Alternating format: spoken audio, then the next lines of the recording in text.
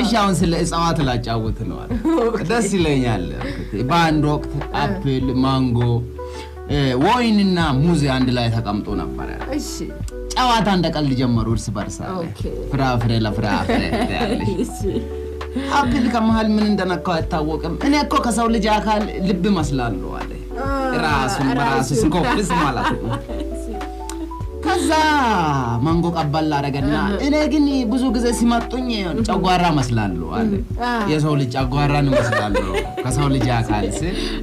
ወይን ቀበል አድርጋ እኔ እኮ አይን ነው መስለው ስትል ሙዝ ምን ብል ጥሩ ነው ጨዋታ ቀይሩ እንግዲህ ያስጠላችኛል